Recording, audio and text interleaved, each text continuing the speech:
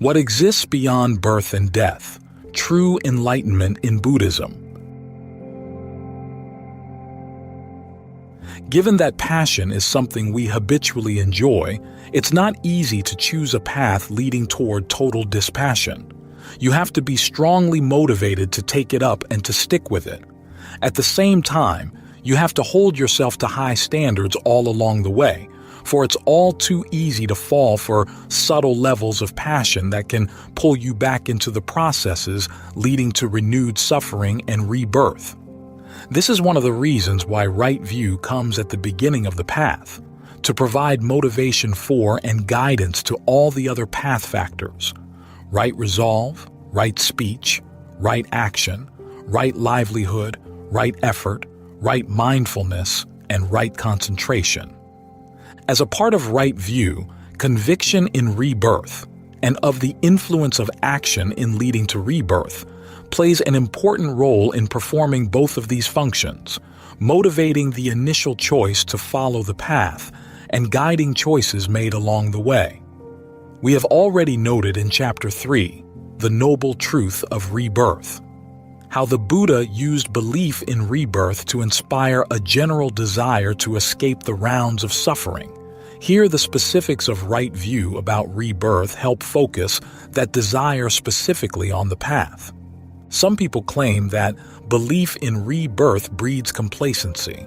You have many lifetimes to follow the path so you can take your time. But the Buddha's descriptions of the dangers of rebirth present a very different picture. You could die at any moment, and there are plenty of miserable places, realms where it would be impossible to practice, where you could easily be reborn. And even if you do manage to reach a good level of rebirth the next time around, the chances of a good rebirth after that are very slim, so you have to get started on mastering the path while you can. Then the Blessed One, picking up a little bit of dust with the tip of his fingernail, said to the monks, "What do you think, monks? Which is greater, the little bit of dust I have picked up with the tip of my fingernail, or the great earth?" "The great earth is far greater, Lord. The little bit of dust the Blessed One has picked up with the tip of his fingernail is next to nothing. It doesn't even count. It's no comparison. It's not even a fraction. This little bit of dust the Blessed One has picked up with the tip of his fingernail when compared with the great earth." In the same way, monks, few are the beings who, on passing away from the human realm, are reborn among human beings. Far more are the beings who, on passing away from the human realm, are reborn in hell, in the animal womb, in the domain of the hungry ghosts. In the same way, monks, few are the beings who, on passing away from the human realm, are reborn among devas. Far more are the beings who, on passing away from the human realm, are reborn in hell, in the animal womb, in the domain of the hungry ghosts. In the same way, monks, few are the beings who, on passing away from the Deva realm, are reborn among devas. Far more are the beings who, on passing away from the Deva realm, are reborn in hell, in the animal womb, in the domain of the hungry ghosts.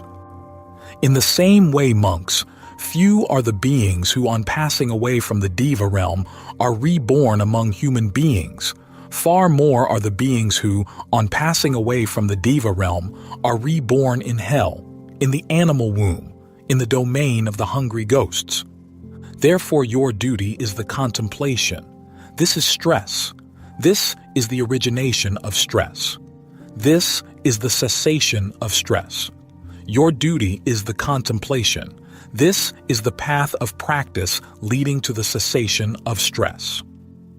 Samyutta Nikaya SN 56.102, 113, Pansu Sutta's Dust.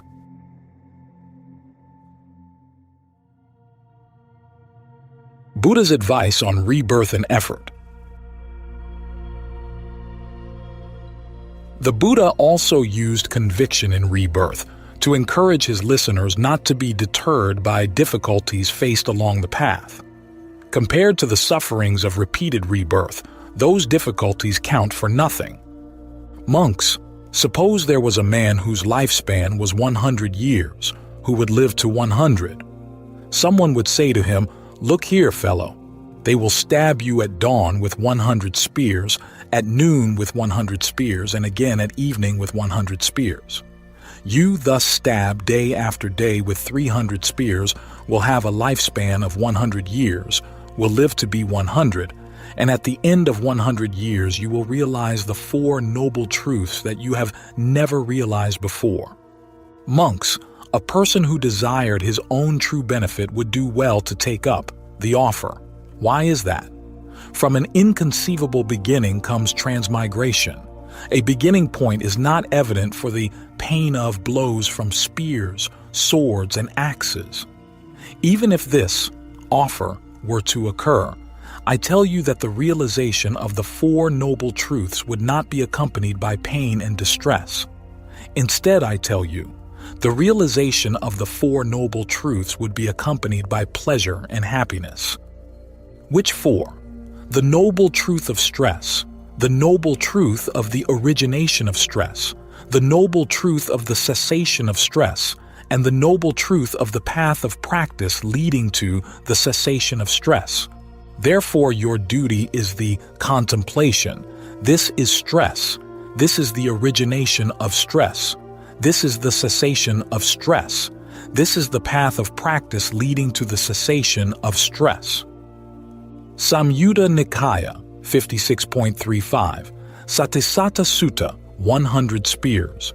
In principle, the path to the end of suffering can be completed in one lifetime. The canon contains many stories of people who gained full awakening after hearing only one of the Buddha's discourses, and Majjhima Nikaya 10, among other discourses, states that in some cases even just 7 days determined practice can be enough to complete the path. But that's in principle. Each person's awakening, though, is a specific case, and the Buddha knew that for most of his listeners, the path would be a multi-lifetime affair. And it's hard not to imagine that many of his listeners, just like many people today, looked at the entanglements of their lives and realized that they would never have enough free time in this lifetime to devote fully to the practice.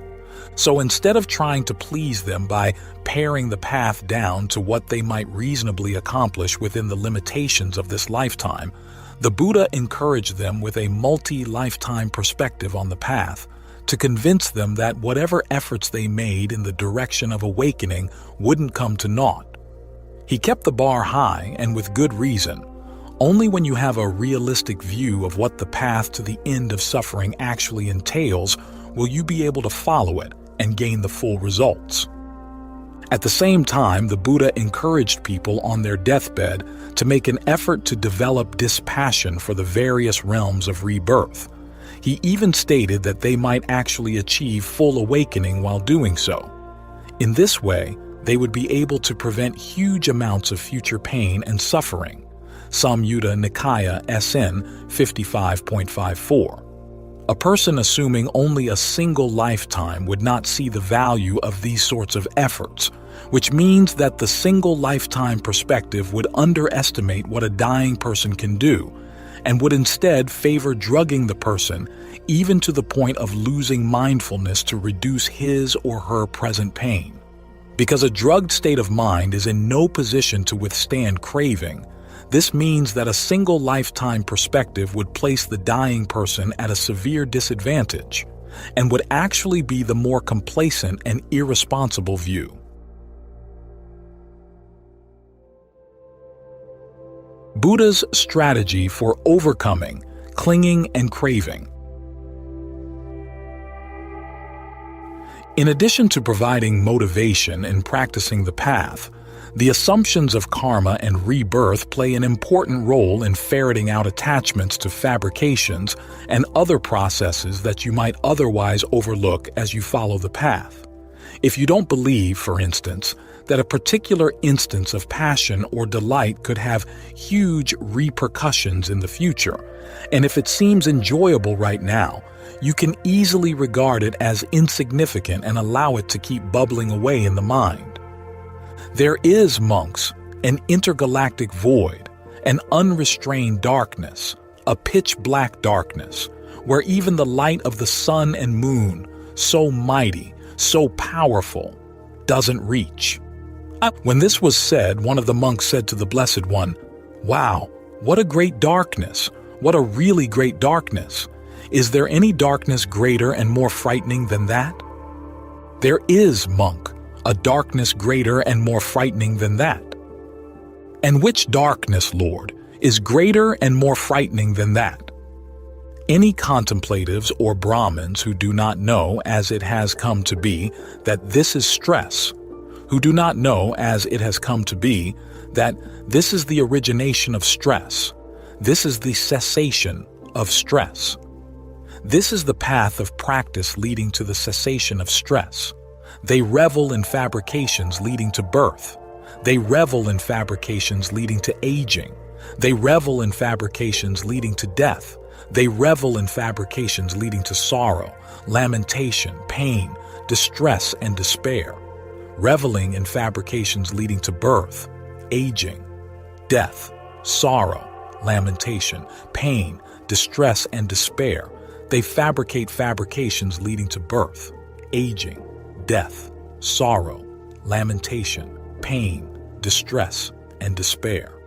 Fabricating fabrications leading to birth, aging, death, sorrow, lamentation, pain, distress, and despair. They drop into the darkness of birth. They drop into the darkness of aging, the darkness of death, darkness of sorrow, lamentation, pain, distress, and despair. They are not totally released from birth, aging, death, sorrows, lamentations, pains, distresses, and despairs. They are not totally released, I tell you, from suffering and stress. Samyutta Nikaya, SN 56.46, and Hakara Sutta, darkness. Only when you appreciate the potential for even the most natural or innocuous-seeming attachment to lead to long-term suffering will you be willing to take it seriously and work to abandon it. And only then will you really be following the path. We've already noted in Chapter 3 that a multi-lifetime perspective helps to keep you on track in the area of virtue, a point that applies to the path factors of right speech, right action, and right livelihood. The same principle also applies to the factors more directly connected to meditation. This can be illustrated with two examples from the Buddha's two-step meditative strategy for developing dispassion for clinging and craving.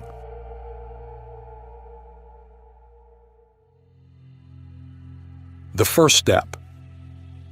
In the first step, he has you focus on the drawbacks of craving for sensuality, the mind's tendency to get obsessed with plans for sensual pleasures. If you're limited to an exclusively one-life view of the practice, it's hard to fully appreciate the power and drawbacks of sensual craving. After all, the evolution of life has depended on this craving, and for many people it provides the only pleasure and excitement they know. So it's easy to justify sensuality as a good thing.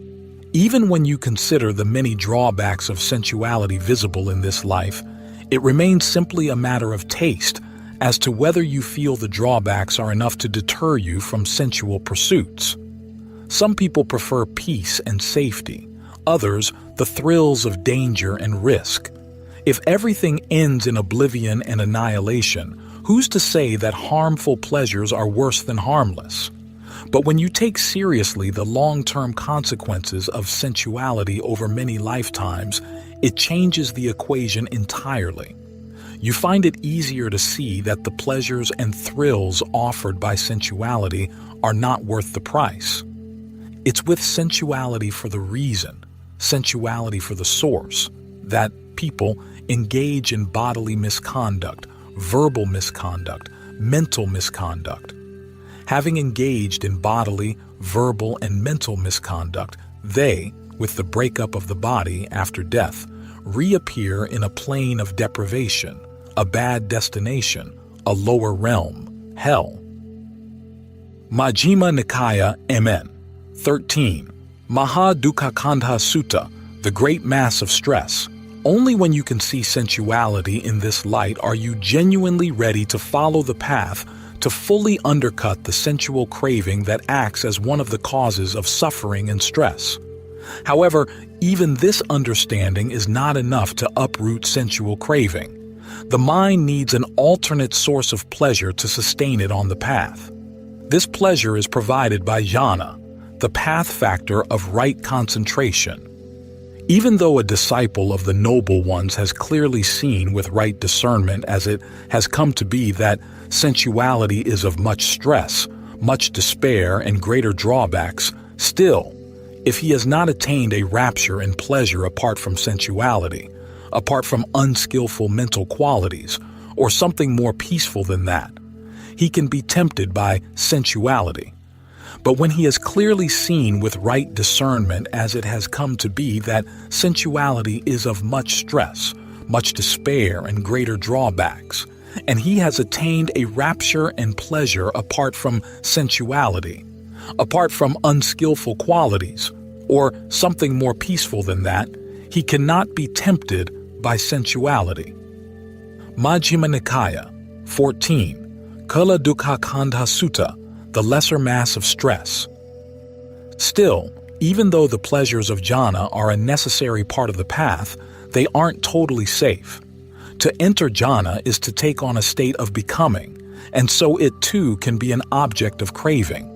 And because some of the higher jhanas touch dimensions of nothingness and neither perception nor non-perception, they are easy to mistake for states of non-becoming. This means that even though the practice of jhana can help you overcome sensual craving, on its own it's not enough to overcome the two remaining types of craving, for becoming and non-becoming, that lead to further suffering and stress.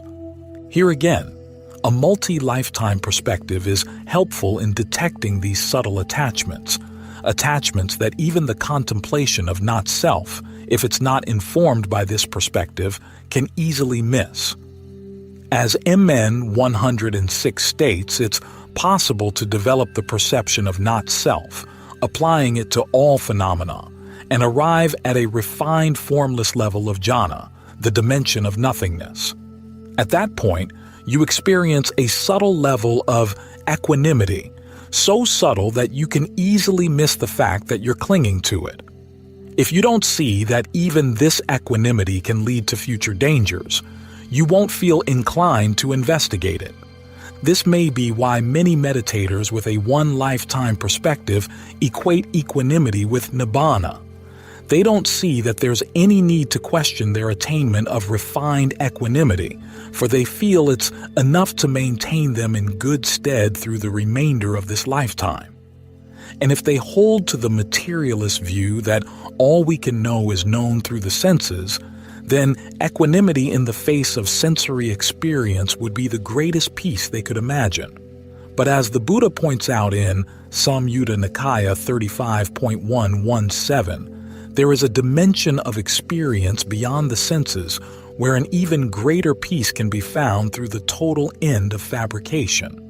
And as he states in Majjhima Nikaya 140, if, with the possibility of this more peaceful dimension in mind, you see that even subtle levels of equanimity can lead to long lifetimes, but that those lifetimes will end.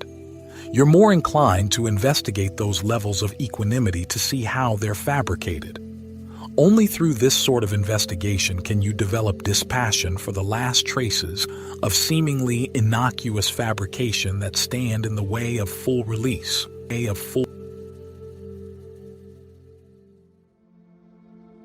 This is the second step in the Buddha's strategy.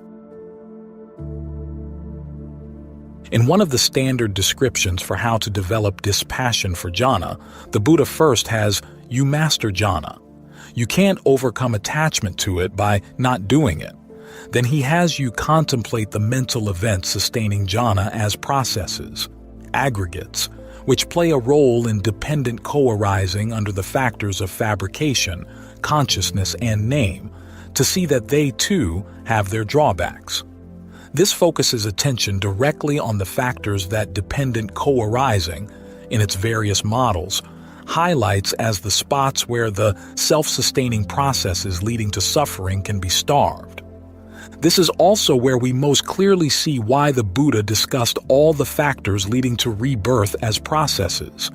If you're looking for your inner essence or the ground of being for the world, it's all too easy, when reaching a state of jhana, to mistake that state for what you're looking for. This, however, leads simply to more ignorance and attachment. But if you view jhana as the result of actions and processes, then when you reach this stage, you find it easier to develop dispassion for jhana without feeling that anything substantial is being lost. Suppose that an archer or archer's apprentice were to practice on a straw man or mound of clay, so that after a while he would become able to shoot long distances, to fire accurate shots in rapid succession, and to pierce great masses.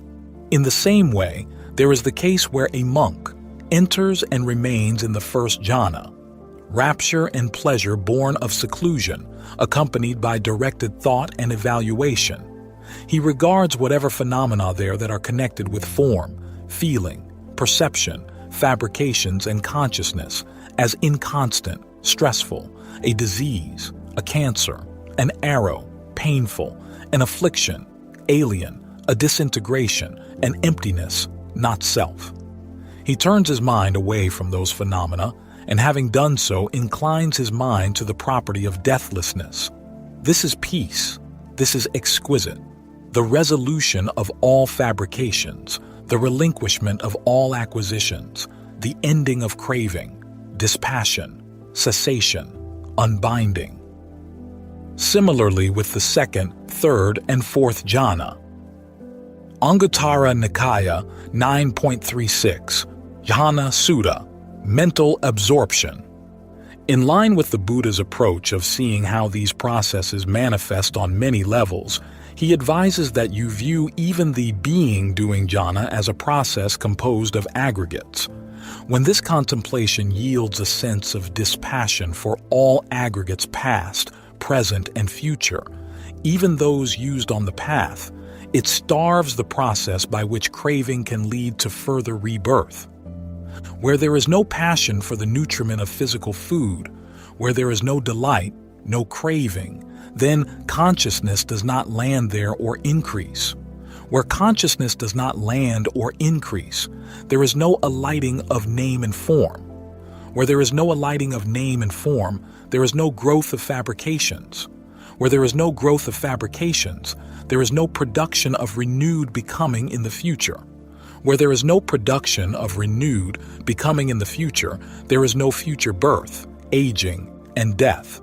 That, I tell you, has no sorrow, affliction, or despair. Similarly with the nutriment of sensory contact, the nutriment of intellectual intention, and the nutriment of sensory consciousness. Samyutta Nikaya 12.64, Ati Raga Sutta, where there is passion. If a monk abandons passion for the property of form, the property of feeling, the property of perception, the property of fabrications, the property of consciousness, then owing to the abandonment of passion, the support is cut off, and there is no landing of consciousness. Consciousness, thus not having landed, not increasing, not concocting, is released. Owing to its release, it is steady. Owing to its steadiness, it is contented. Owing to its contentment, it is not agitated. Not agitated, one is totally unbound right within. One discerns that birth is ended, the holy life fulfilled, the task done. There is nothing further for the sake of this world. Samyutta Nikaya 22.54, Bija Sutta, Means of Propagation.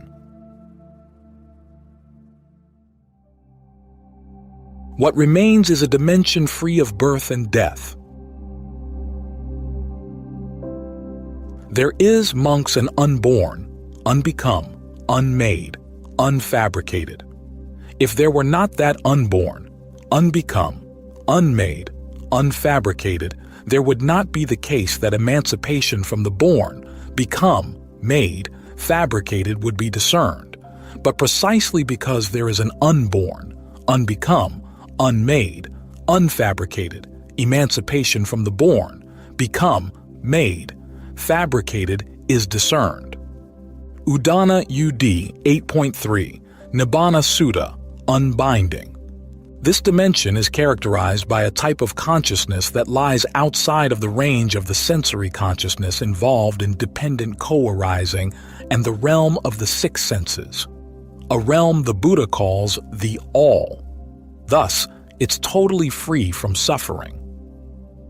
Consciousness without surface, endless radiant all around, has not been experienced through the earthness of earth, the liquidity of liquid, the fieriness of fire, the windiness of wind, the allness of the all. Majjhima Nikaya 49, Brahma Nimantanika Sutta.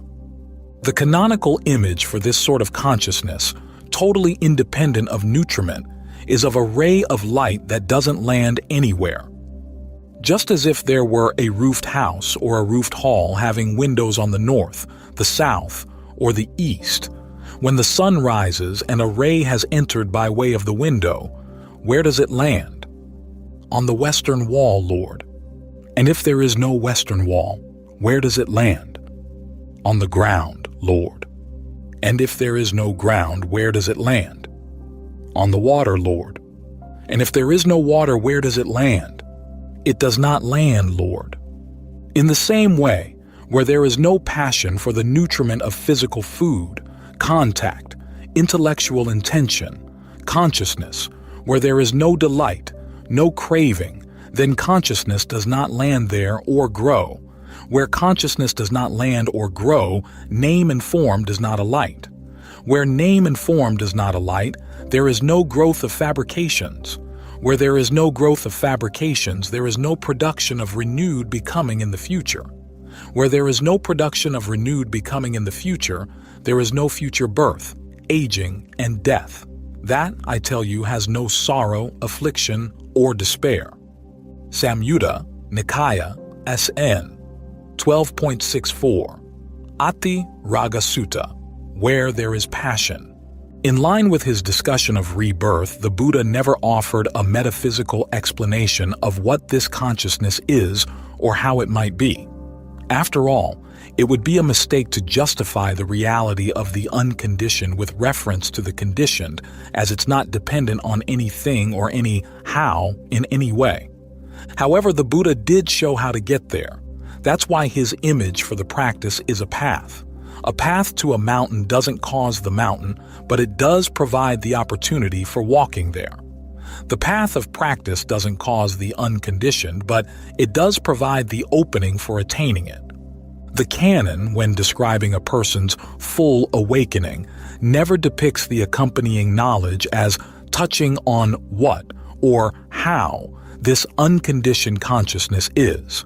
Instead, the knowledge is said to begin with a realization of release from the asavas, fermentations, effluents, of sensuality, becoming, and ignorance, MN 19, along with the realization that that release is once and for all, MN 146. Then it proceeds to a realization of the future implications of that release, DN 29, starting with the fact that it has put an end to any future rebirth. In the Buddha's own case, he expressed the knowledge like this. Knowledge and vision arose in me. Unprovoked is my release. This is the last birth. There is now no further becoming.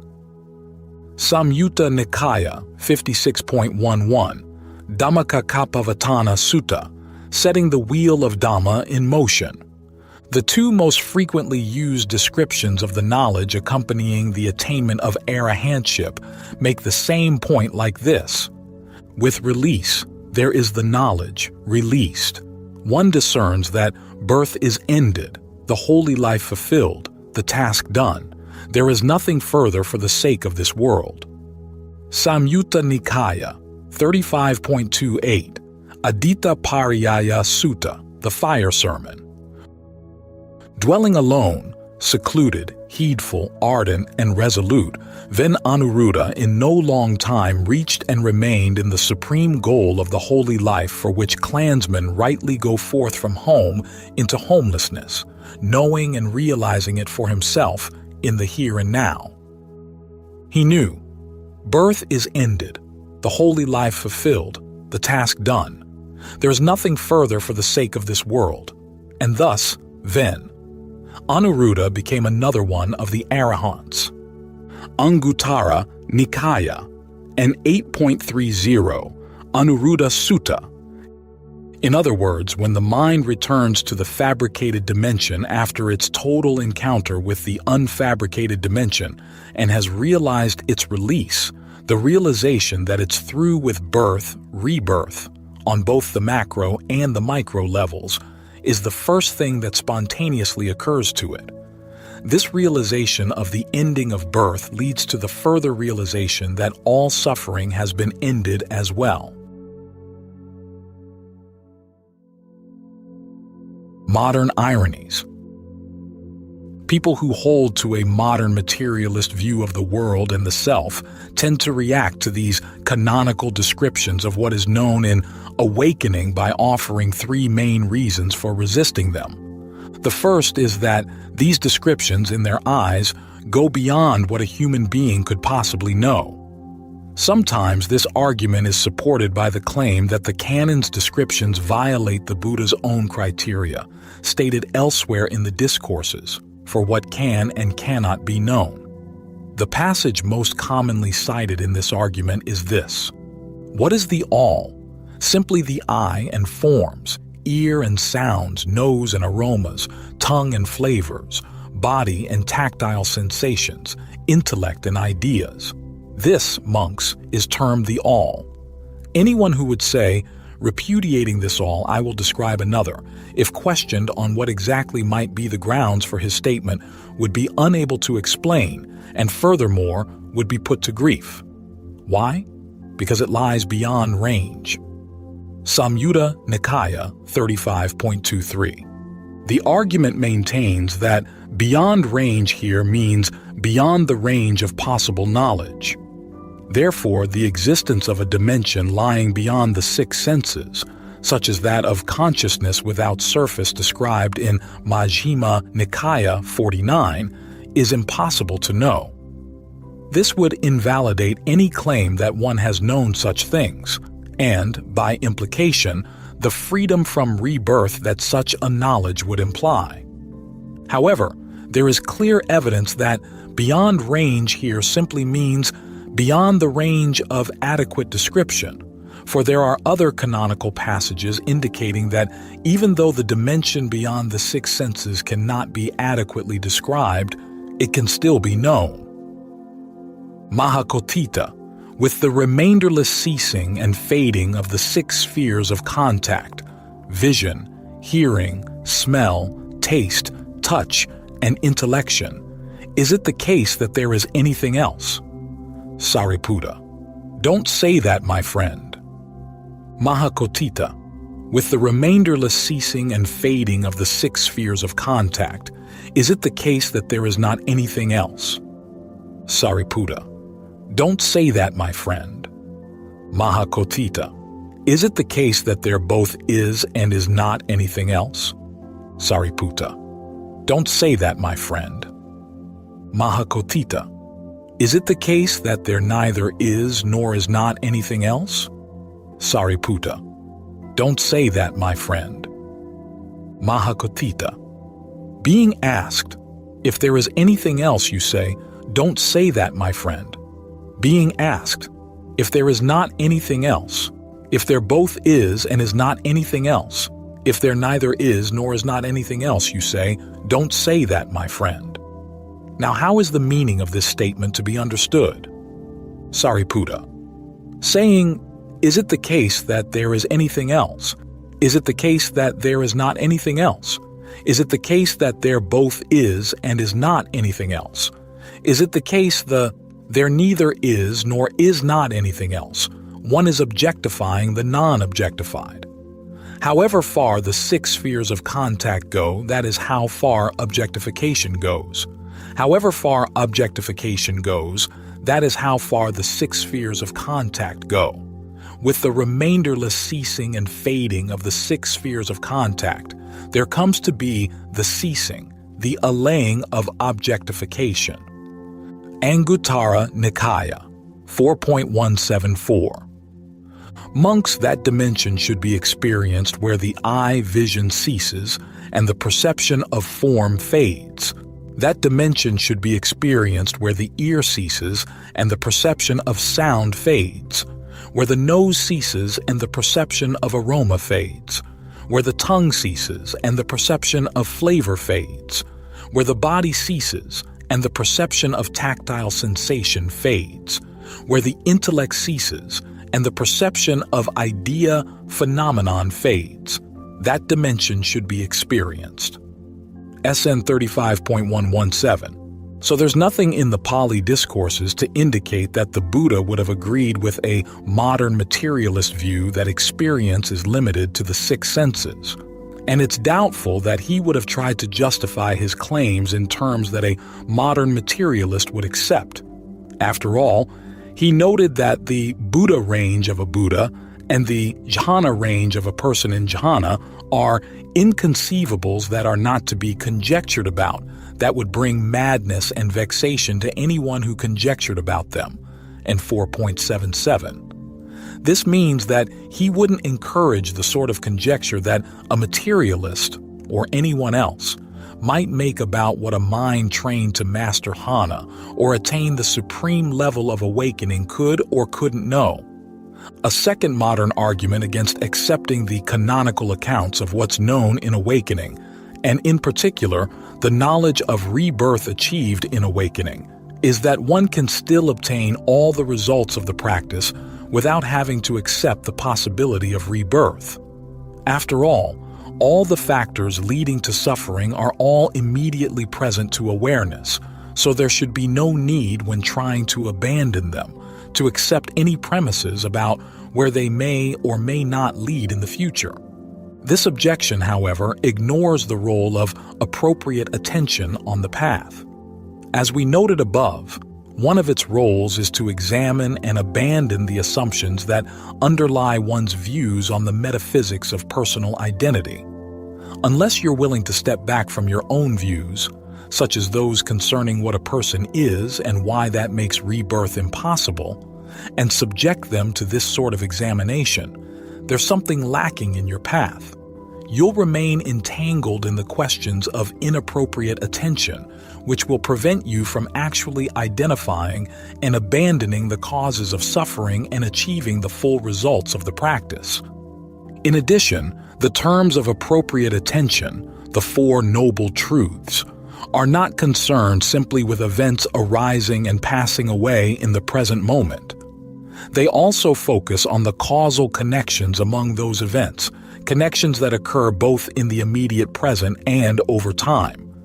If you limit your focus solely to connections in the present while ignoring those over time, you can't fully comprehend the ways in which craving causes suffering, not only by latching on to the 4 kinds of nutriment, but also giving rise to the 4 kinds of nutriment as well. This narrow focus places an obstacle in your ability to develop right view, and in particular, your ability to see dependent co-arising as a self-sustaining process. If, in line with the standard materialist view, you regard consciousness as a mere byproduct of material processes, then there's no way you can appreciate the full power of consciousness and craving to generate the food that can sustain the processes of suffering indefinitely. And if you don't fully appreciate this power, there's no way that you can effectively bring it to an end.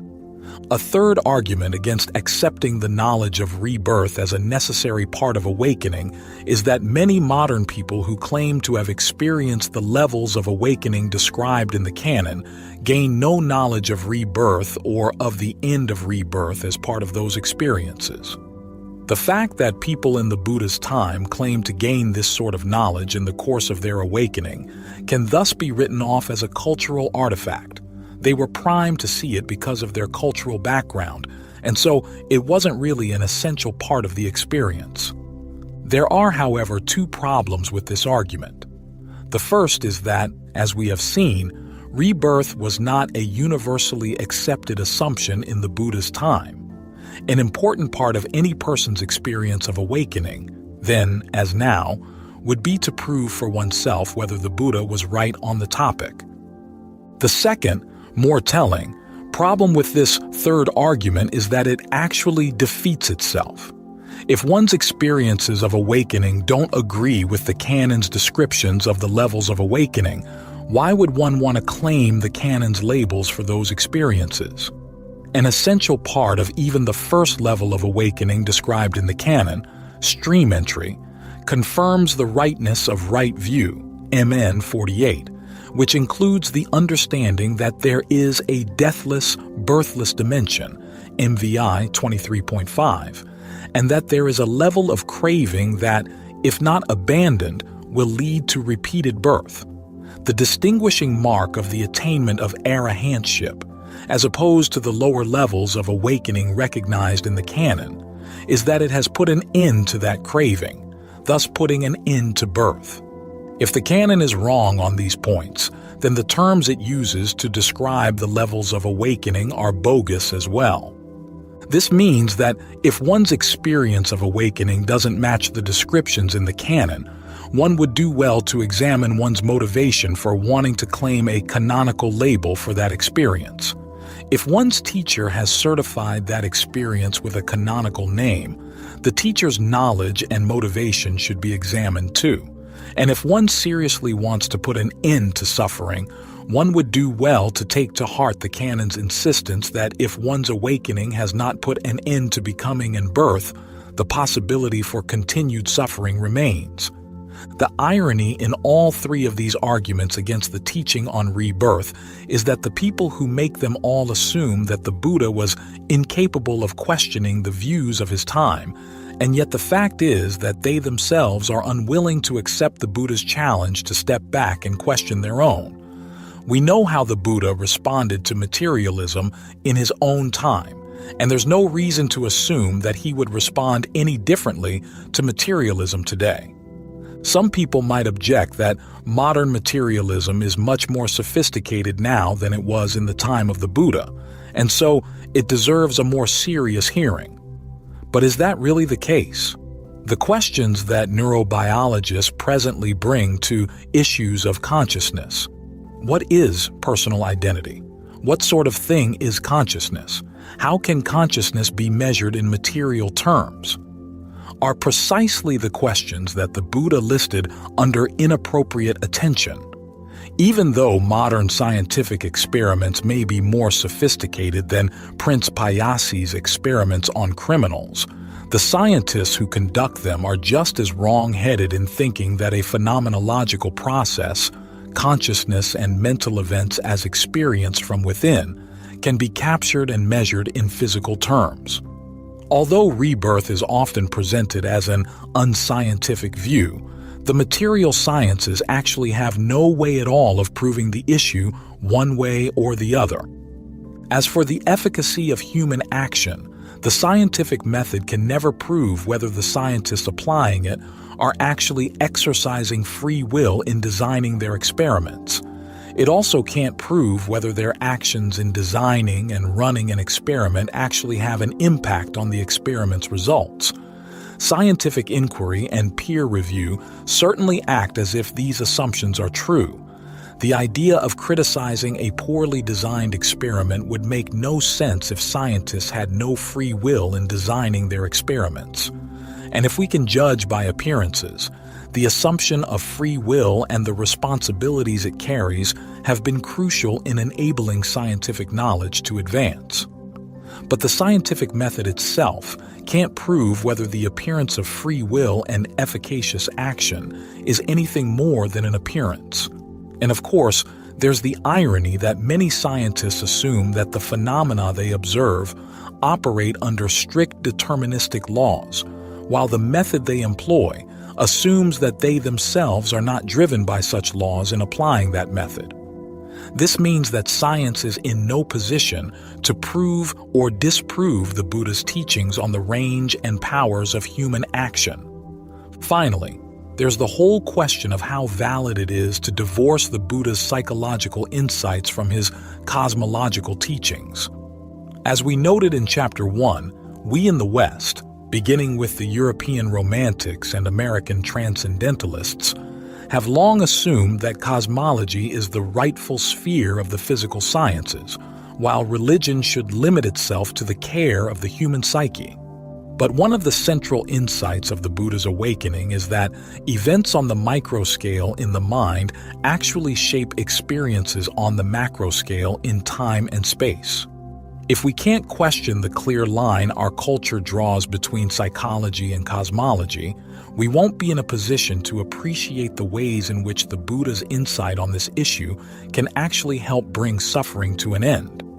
So we're faced with a choice. If we're sincere about wanting to end suffering and to give the Buddha's teachings a fair test, then, instead of assuming that he was a prisoner of his own time and place, unable to question his cultural assumptions, we have to examine the extent to which, in adhering to our own cultural assumptions, we're imprisoning ourselves. If we don't want to drop our self-imposed restrictions, we can still benefit from any of the Buddha's teachings that fit within those limitations. But we'll have to accept the consequences, that the results we'll get will be limited as well. Only if we're willing to submit to the test of appropriate attention, abandoning the presuppositions that distort our thinking about issues like karma and rebirth, will we be able to make full use of the canon's tools for gaining total release.